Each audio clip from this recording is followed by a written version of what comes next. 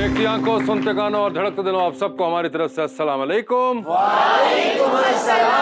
मैं कहता हूँ अकल और दानिश में तो नंबर 1 है। सर आइसक्रीम के साथ साग भी खा लेते हैं। डाकू इन्हों लुटन आए ने ते कुछ भी नहीं निकलिया। अच्छा मैं जी। कहा पैसे किथे, कहंदी मैं जराबां च लगे होए।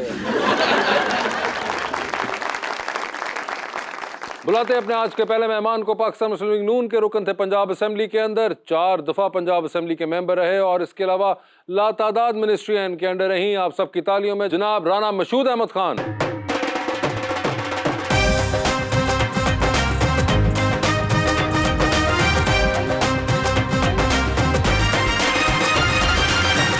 और इनके साथ हमारी दूसरी मेहमान होस्ट एंड एंकर मोहतरमा हिना नियाजी।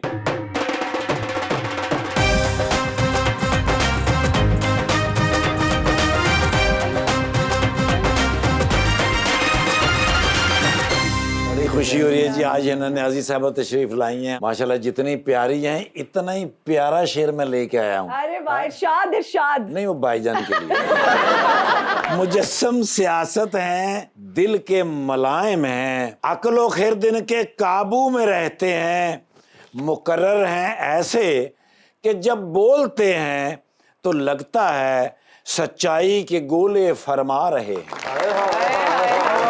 क्या बात है। कोई यहाँ बैठकर जमानतें करवाएंगे, अरे वाह। कोई यहाँ से निकलकर यूके पहुंच जाएंगे। आए, आए। एक बात हमें सच बता दे राना मशहूद साहब, ये लंदन वाले शेर पाकिस्तान कब आएंगे? हिना नियाजी साहिबा, क्या हाल हैं आपके? मैं बिल्कुल ठीक हूँ, आप कैसे हैं? बिल्कुल वैसे का वैसा ही। राना साहब, आपके क्या हाल हैं? अल्लाह का बड़ा शुक्र। राना साहब, कैसा लग रहा है आपको आपके साथ नियाजी बैठे हुए? इस तरह के न्याजियों पे कोई प्रॉब्लम नहीं है। इस तरह के नियाजी में प्रॉब्लम नहीं है अब आपको। मगर राना साहब कहाँ हैं आप? इतना अरसा हो गया आपसे मुलाकात ही नहीं हुई ना, आप नजर आ रहे हैं। देखें, एक बहुत बड़ा इशू पाकिस्तान के अंदर IMF, और मैं समझता हूँ कि आपने शाम, इराक, लिबिया, मिस्र का हाल देखा, श्रीलंका का हाल देखा, तो हमारा सबसे बड़ा जो क्रेडिट है इन 16 माह के अंदर वो ये है कि वो इकॉनमी जो 2017 के अंदर इन्फ्लेशन 3.5 के ऊपर थी और जिस जगह पर हम छोड़ कर गए थे और जिस तबाही में आके हमने ली थी, तो वहाँ पे जो सबसे बड़ा क्रेडिट है वो ये है कि CPEC को दोबारा बहाल करवाया। IMF का जो है, जो नामुमकिनात में जा चुका था क्योंकि IMF से डील करके तोड़ी गई और उसके ऊपर IMF कहता था कि जी आप तो अपने वादे पूरे ही नहीं करते हैं।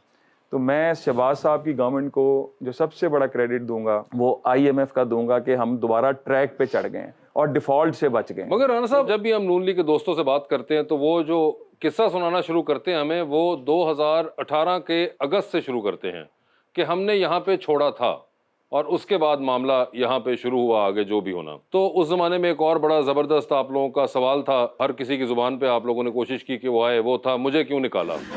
तो अब आप जब वापस गए तो जाके पूछा कि हमें क्यों बुलाया? अरे वाह वाह। ये मजाक की बात नहीं है, this is very serious question. हमने बिल्कुल उनसे पूछा।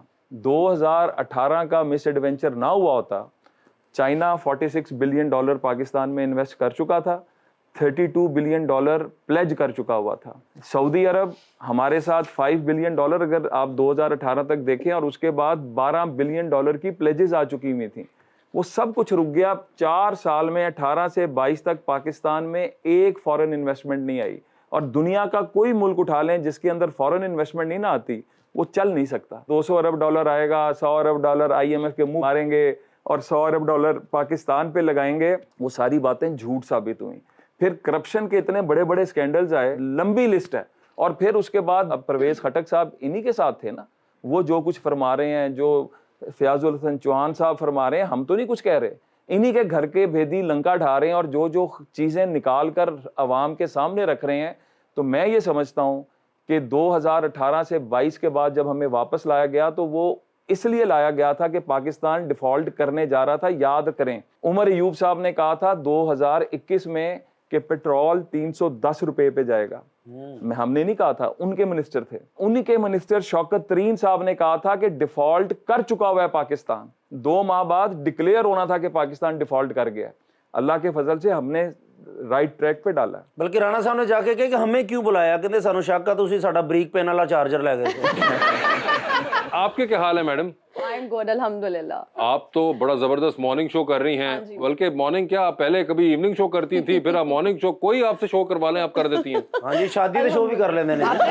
आपसे तो मैं नाराज हूँ। जब मैं यहाँ हुआ करती थी आपकी पोएट्री, आपकी उस टाइम खत्म ही नहीं होते थे शेर। अब मैं आई हूँ, कोई शेर ही नहीं आपने मुझे सुनाया। सुना दे प्लीज, सुना दे। कोई गाना, कोई शेर। मैं सोच के आई थी कि कुछ आपकी तरफ से अच्छा मुझे जो है ना सरप्राइज मिलेगा। देखिए उन्होंने अच्छा इतना- शेर मुझे आप सुनाएंगे। आप तो हैं ही प्यारी, लेकिन सानू मिल गई है, तुसी इजी रहो।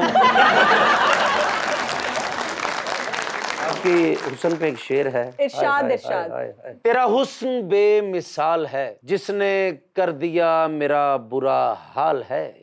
ये जो आप इतनी प्यारी लग रही हो हिना, ये नेचुरल ब्यूटी है या मेकअप का कमाल है? आपने इसी टीम के साथ स्टार्ट किया था अपना career and I am sure आपका एक्सपीरियंस बहुत अच्छा भी रहा होगा बिकॉज टीम बहुत अच्छी है। अब आप मॉर्निंग शो करती हैं, आपके पास मार्जिन नहीं होता मॉर्निंग शो पे, लाइव होता है गलती करने का।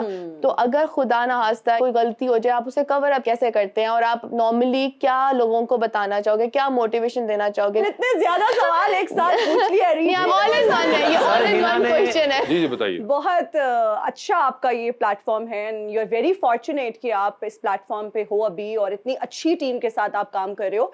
मैंने अपने करियर का स्टार्ट इसी प्लेटफॉर्म से किया और आज मैं जहां भी हूँ क्रेडिट जाता है इस टीम को, इस अमेजिंग टीम को। बहुत सपोर्ट किया इन्होंने मुझे, मैंने बहुत कुछ सीखा। और अगर आप कंसिस्टेंट हैं, अगर आप पंचुअल हैं, तो फिर कामयाबी आपका मुकद्दर है। जितनी मेहनत हिना ने की है ना, हाँ कोई कर ही नहीं सकता। अरे वाह। मसलन सराइकी बोलनी है, इंग्लिश बोलनी, पंजाबी, उर्दू, पता नहीं जो जुबानें सानू नहीं होंदियां। वेरी गुड जनाब, क्या बात है। Thank you. देखो यार नहीं भाई ये मैं बल्ले दिया या मैंने कोई शेर एक सवाल पूछा भाई मैंने जवाब दियो। हाल मैं उसको जवाब देना शुरू कीता है तो सब अपनी अपनी विचार एक मिनट रुक जाएं, कसम से। वैसे अभी आपने बोला है, मुझे बुज़दार साहब याद आ गए। वैसे हिना आपको ये भी एक क्रेडिट जाता है, आप उन चंद एंकर्स में से हैं हाँ जी। जिन्होंने बुज़दार साहब के दौरे हुकूमत के अंदर उनको इंटरव्यू किया था। जी जी बिल्कुल। वो स्टोरी भी मैं शेयर करना चाहूंगी। प्लीज करें, क्योंकि उसके अलावा तो हमें से किसी का एक्सपीरियंस ही नहीं हुआ ये के। हम नहीं दिया उन्होंने। सिर्फ 2-3 लोग थे जिनको ये फैज हासिल हुआ था। जी जी हुआ कुछ यूं कि हम एक ईद का मैसेज रिकॉर्ड करने गए और उसके लिए मुझे भेजा कि आप जाएं और मैसेज रिकॉर्ड करके लाएं। 2 क्वेश्चंस थे। जब मैं गई तो उन्होंने कहा आज तो मैं तैयार नहीं हूँ, मेरी शेव नहीं हुई भी। और फिर जब मैंने सराइकी में बात की तो उन्होंने कहा मैं तो फीमेल एंकर्स को बिल्कुल इंटरव्यू देने के हक में नहीं